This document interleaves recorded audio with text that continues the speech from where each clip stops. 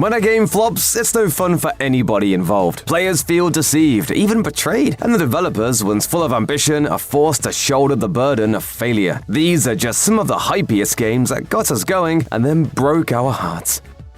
Redfall had a promising premise. A small town has been taken over by vampires, and it's up to you to recruit survivors, solve a mystery, and slay every creature of the night that stands in your way. It's a cooperative first-person shooter with real B-movie horror vibes, so it should have been an easy home run. Unfortunately, Redfall was an absolute mess on release. What was supposed to be a fancy next-gen title was locked at 30 FPS on Xbox. Once you push past the frame rate issue, the rest of the game was, as Inverse put it, a buggy, boring, and bewildering experience.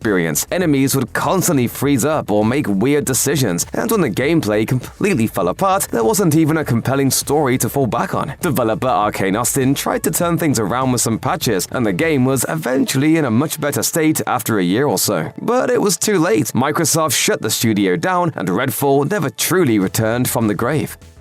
Casting Hollywood actors is nothing new, but crime boss Rocky City took it to new levels, featuring Danny Glover, Michael Rooker, Danny Trejo, Kim Basinger, Vanilla Ice, and Chuck Norris among its stars. You got chucked.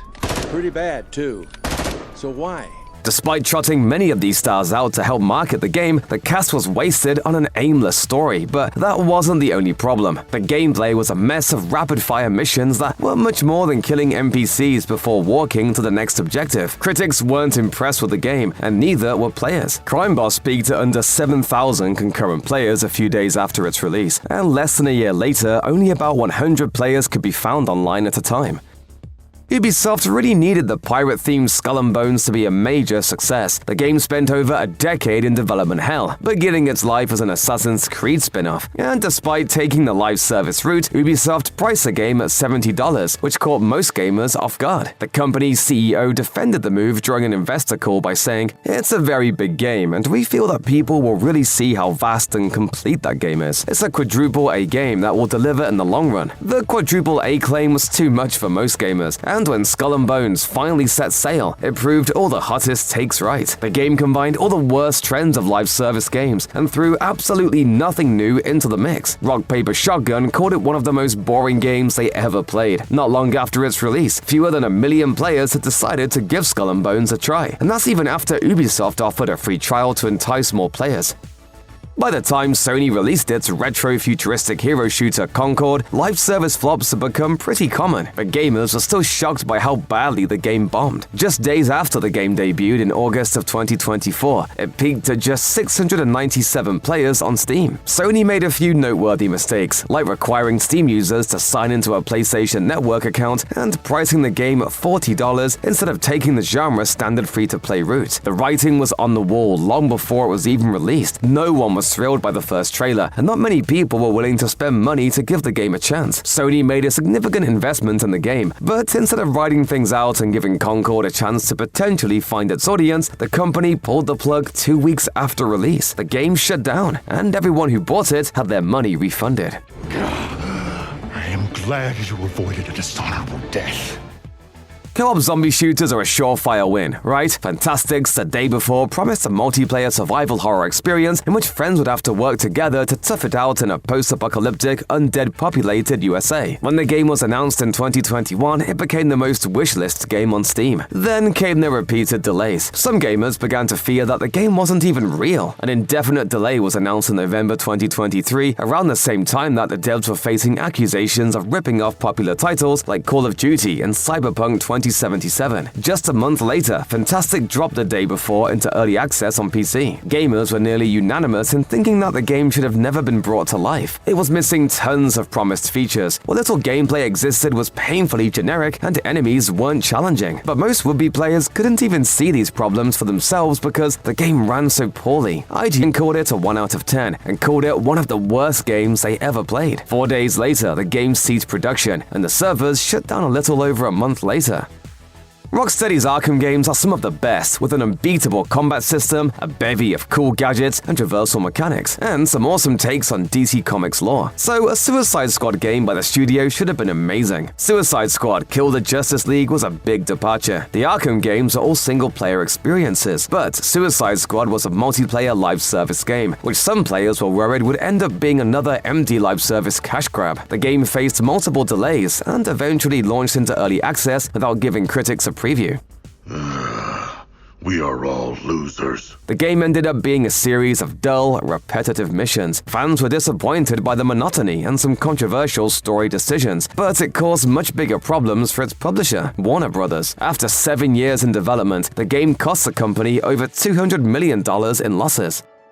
Foamstars promised to be PlayStation's answer to Nintendo's Splatoon. The competitive multiplayer title gives players foam-spraying guns that can slow down opponents and create surfboarding paths across the map. Unfortunately, for all its quirky and engaging mechanics, Foamstars had one massive issue when it launched in February 2024. It was a $30 live service game with aggressive monetization from day one. Despite regular seasonal updates, players dipped out almost immediately. By October 2024, developers Square Enix changed tactics and relaunched it as a free-to-play title. That saw a small influx of players, but it wasn't enough to breathe fresh life into the title. The final season, ironically called The Party Goes On, launched in December 2024 and wrapped up a month later. Even though official support for the game ended, the Foamstars servers will remain live for the time being. The game undeniably flopped, but at least it didn't suffer the same fate as other similar games that were simply zapped out of existence.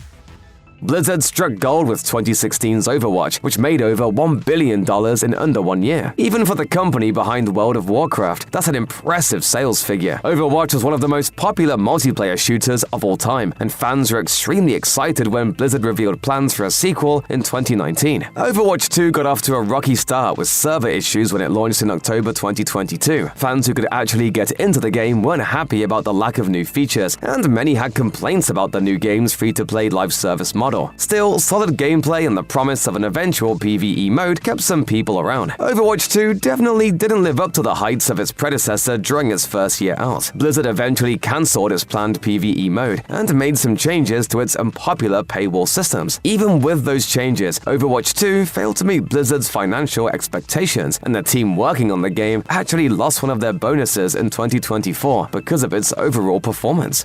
Does this mean Overwatch is back? No, it doesn't. Bethesda's Fallout 76 presentation at 2018's E3 was nothing but a hype fest. There were beautiful vistas, a compelling narrator, and tantalizing glimpses of massive machines and monstrous creatures. You could say it was almost heaven. Oh, I get it. I see what you did there. Yep, should've seen that coming. The audience was ecstatic, and Bethesda's Todd Howard still had more to reveal after the trailer had already convinced gamers that this was the next step in the post-apocalyptic world of Fallout. Yes, you can still experience a solo story in this online multiplayer game. Yes, your progress will be saved when you join up with your buddies. Yes, you can nuke each other. And yes, the collector's edition comes with a gorgeous map that glows in the dark.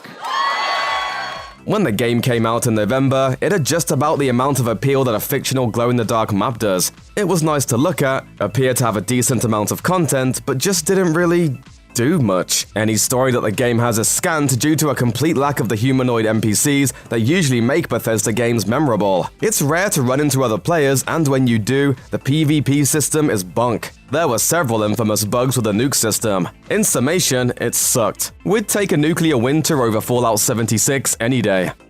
Dragons are cool. Riding on dragons, even cooler. Supposedly, you can't go wrong with dragons, but looking back at the failure that was Lair proves that a game needs a little more substance than big, scaly fantasy creatures. Lair was such a flop that Sony had to try desperately to soften its deafening crash. They sent out reviewers' guides in which journalists were encouraged to, quote, open your mind and hands for something very different. Different in this case was mediocre, and not at all the vision Studio Factor 5 had hyped up. Along the way, the game had lost the story that the studio had been passionate about, and wound up being a shadow of what could have been. Throw in the fact that the controls were practically nauseating, because for some reason it was imperative that you really felt like you had hold of a dragon's reins, and Lair turned out technically unimpressive, narratively uncompelling, and straight up embarrassing to Factor 5 devs. People like Factor 5 co-founder Julian Egbrecht lost interest in the game when it went from an open-world game to a linear story. He allegedly was an overbearing boss and caused a few devs like designer Joe Pinney to quit. Like fans, no one from Factor 5 was happy with what became of Lair. Egbrecht later said in an interview with Polygon, "Lair was a genuine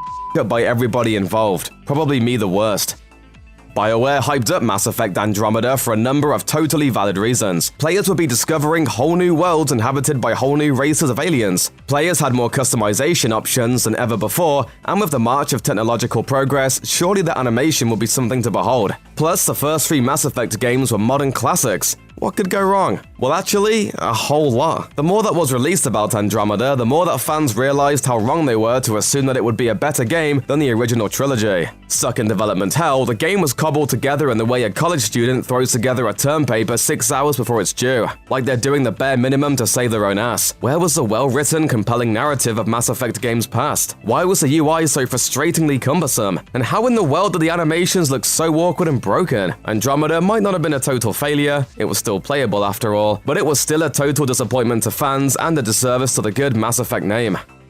It's sad to see potential wasted, and Bethesda's Brink had a lot. The first-person, class-based shooter had everything that was cool at the time of ye olde 2011. A post-apocalyptic setting, a parkour-based movement system,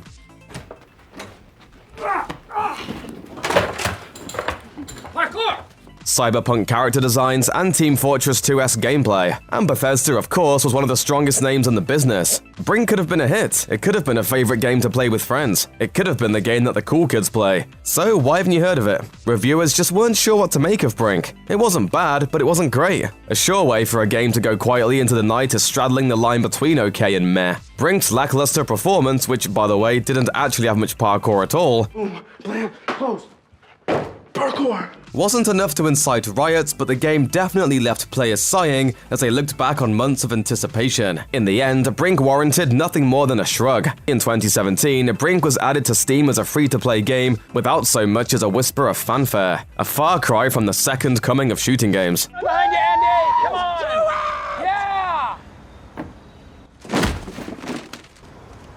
Parkour. One of the Wii's few grown-up games, 2006's Red Steel was produced by Ubisoft, and the trailer showed off a perfect marriage between gameplay and the Wii's motion controls. Players were able to carefully aim guns and swing swords to take down Yakuza forces in an immersive experience. That was the idea anyway. In reality, Red Steel was pretty bland. For a game that was built around motion controls, the actual gameplay is all wild swinging and blind shooting that looks nothing like the precise moves shown off in the trailer. Disappearing reticles and the slowest characters ever further muddled what should have been one of the more immersive experience on one of the most beloved and revolutionary consoles of all time. Brute Force is a series that puts shooters on the map. Countless professional gamers have been proud to participate in Brute Force tournaments. Everyone knows and loves Tex, one of the most recognizable characters in the medium, right? Right? Nope. Not even a little bit.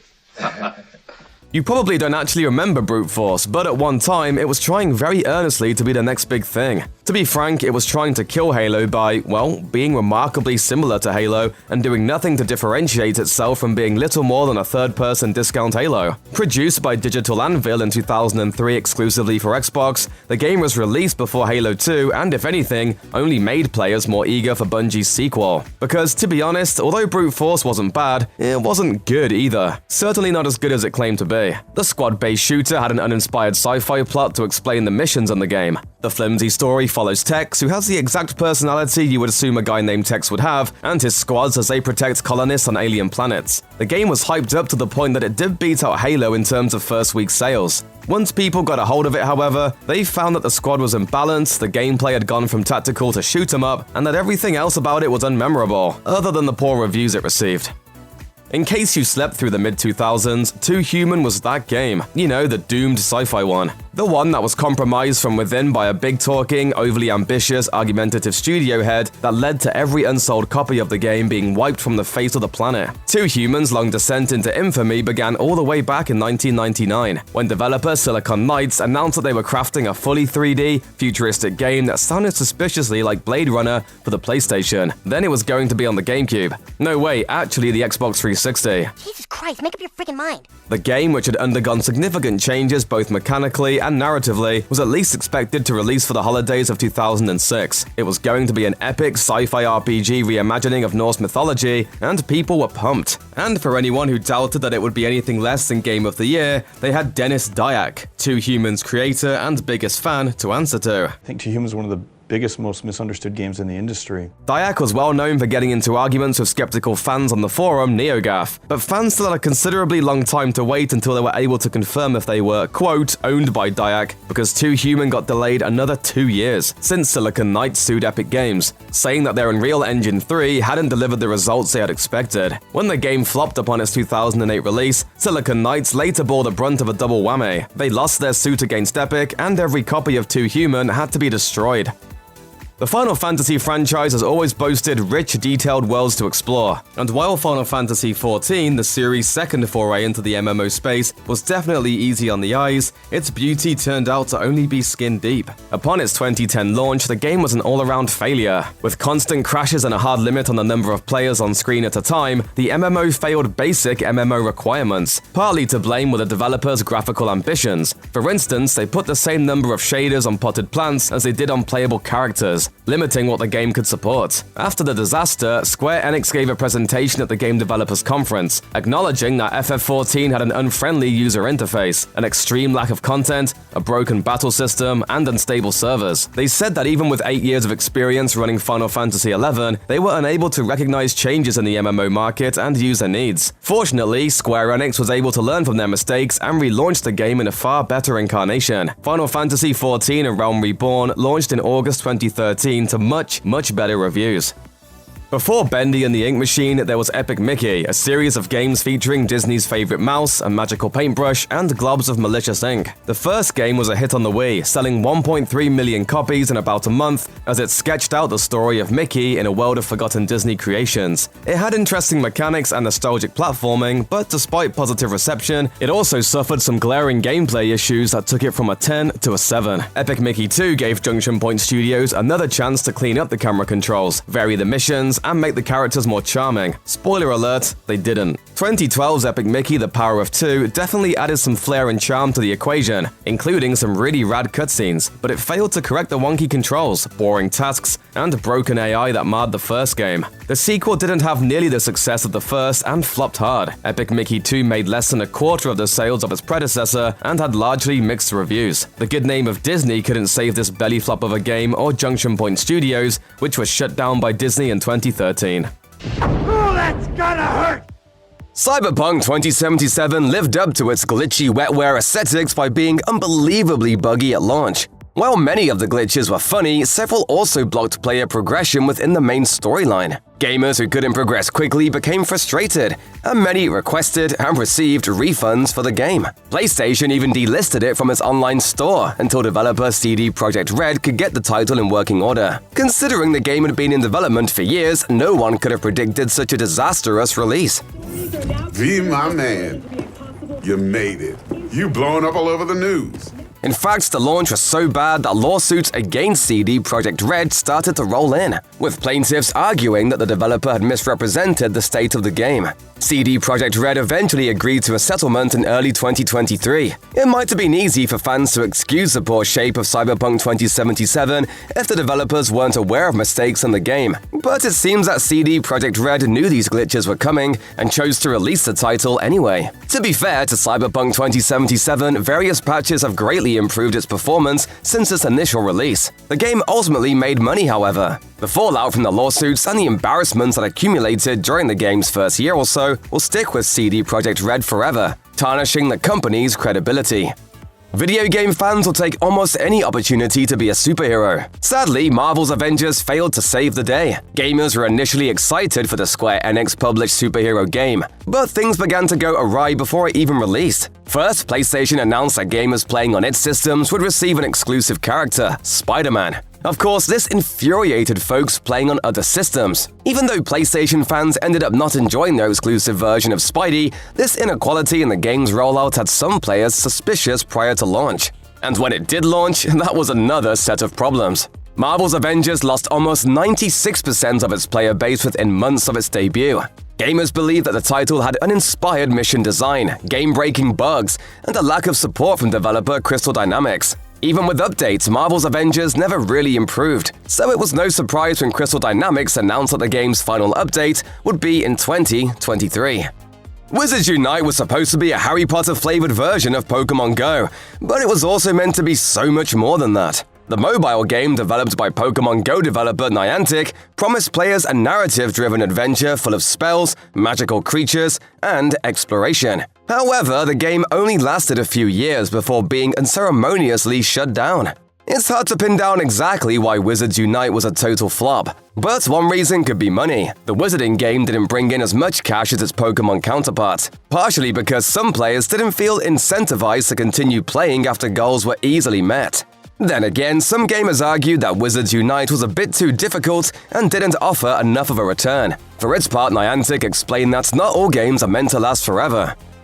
Previous SimCity titles managed to garner the admiration of amateurs and master architects alike as they built and wrecked entire interactive cities. But when it came to the launch of the 2013 reboot, it was the game itself that got wrecked. The game had the ambitious aim of making SimCity bigger than ever. It was going to be 3D and free of everything that made previous games tedious or confusing. If that wasn't enough, EA had plans for an always-online experience where players could connect their cities to those of their friends and build metropolises together. But this cool-sounding idea turned out to be a fatal flaw because upon launch, 1 million people trying to play were left unable to log on. The servers couldn't handle the load and wouldn't for months and months, even as EA scrambled to add more and repair others. This meant that planned content was scrapped in favor of putting out fires, which disappointed many fans enough to demand refunds. John Romero, co-founder of id Software, has had a major impact on gaming as we know it. He coins the term deathmatch and was a big influence behind historic titles like Doom, Quake, and Wolfenstein 3D. Naturally, the industry is right to have high expectations for any game he hypes up, but 2000's Daikatana didn't deliver. Romero was so confident in the time-traveling futuristic RPG shooter that the ads read, "John Romero's about to make you his suck it down." A little aggressive, and considering the game's fate, downright humiliating. Daikatana was delayed several times, but the extra time in development did little to improve the clunky gameplay, weird story, and aggravating enemies. If players didn't fall through the world into polygonal oblivion, then they had to face down the same ugly enemies again and again. Its graphics made the game look like it was 5 years behind, and fans were disappointed. We have orders to contain this threat by any means necessary. Romero later told GameSource magazine, "You know, I never wanted to make you my not you, not them, not any of the other players, and most importantly, not any of my fans." The dismal performance of 2014's Thief remake proves that you should never try to reinvent the wheel. 1998's Thief: The Dark Project was something of a revolution, and its influence had touched a myriad of games since. Instead of running in guns blazing and swords flashing, Thief was all about slow sneaking and light fingers. The game and its sequels had a cult following, and they're still perfectly playable today. Eidos Montreal's remake had to live up to some high expectations. They had years to do so and a AAA budget, but like many a flop, something went wrong along the way. The game that was finally released was worse at stealth and quick escapes than contemporary titles like Dishonored and Assassin's Creed. Apparently, legendary Master Thief Garrett is unable to open windows after they are shut behind him. The world of 2014's Thief was a whole lot of locked doors and dead ends, with little polish to make up for bad AI and frequent bugs. Rather than stealing hearts, Thief stole fans' faith in an otherwise amazing series of games. To be clear, Gotham Knights wasn't a bad game, but it did fail to live up to the massive hype surrounding it. On the surface, it had everything gamers wanted from a new Bat game. The title promised to focus on other members of the Bat family like Batgirl and Nightwing, not to mention all the fluid combat one could desire in an open-world setting. It sounded too good to be true, and it was. While fans expected an Arkham-style game with different main characters, the plot and combat of Gotham Knights left much to be desired. Critics complained that the title had performance issues and was difficult to play on some platforms. Most infuriatingly, Gotham Knights didn't have a performance mode. Holy oversight! The game is also permanently capped at 30 FPS instead of 60 FPS, even on PCs. Gamers felt like the lack of a performance mode paired with the game's general performance bugs made Gotham Knights worth skipping. Not every game needs a reboot, and Saints Row proves this. The Saints Row series has a notorious reputation for being wild, wacky, and violent. While it was initially written off as a Grand Theft Auto clone, it eventually found its fanbase and went on to have some successful entries. How do we make a statement? We want to be more than a street gang. We just gotta be a little more creative. In 2022, however, the series got a reboot from Volition that went wrong. Early reactions to the game all said the same thing. It was buggy to the point of being nearly unplayable. While the reboot eventually got an update that fixed the glitches, the damage was already done. Players just weren't interested. Saints Row was such an embarrassment that the CEO of Volition's parent company, Embracer Group, spoke out about the game's harsh reception. Lars Vingerfors said that even though critics didn't enjoy the game, some gamers did. He assured investors that the reboot would eventually earn money for the company, even if it didn't rake in the big bucks as planned. Scorn combines HR Giga-esque art direction with eldritch horrors to create an ambience like no other. So why was it a flop? Well, Scorn was a long time in the making, with several failures in its past. Developer Ebb Software originally sought funding via Kickstarter, but when its first campaign didn't work out, it looked for investors elsewhere. One more Kickstarter later and Scorn was in business. Still, the public wouldn't see the game for a few more years. Originally announced in 2014, Scorn wasn't actually released until 2022. And when it did arrive, critics weren't impressed. Scorn garnered lackluster scores at best, with most reviewers praising its creepy atmosphere while shaming its story and gameplay. For a game that took so long to develop, Scorn didn't quite deliver on its promises. There was drama before the game even released, though. In 2021, an update from Ebb Software CEO Lubomir Peklar directly addressed supporters who complained about the lengthy development of Scorn. Peklar challenged dissatisfied customers to ask for a refund, and based on the update's comments, many did. Even though he later apologized for his angry response, it was too late. At that point, many gamers were already turned off by Scorn. What can one say about Balan Wonderworld that hasn't already been said?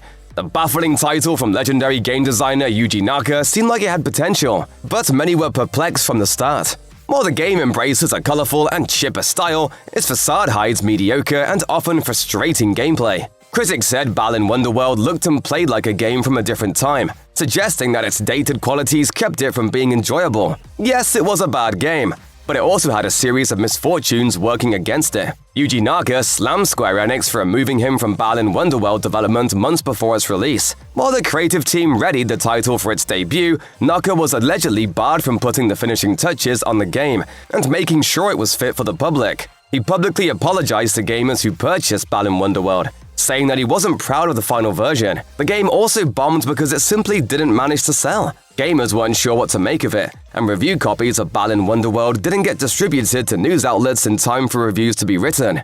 Those who did pick up the game also weren't shy about blasting it online, ridiculing every aspect they could.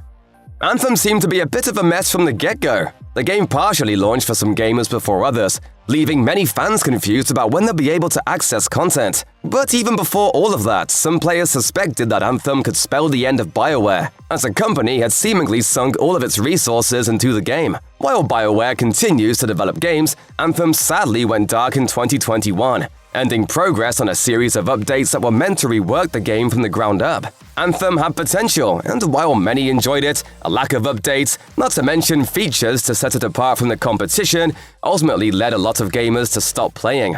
Even though some fans stuck with Anthem until its end, it lost most of its player base within its first few months. And because it was a title that needed online engagement to succeed, BioWare had less incentive to continue live support for the game.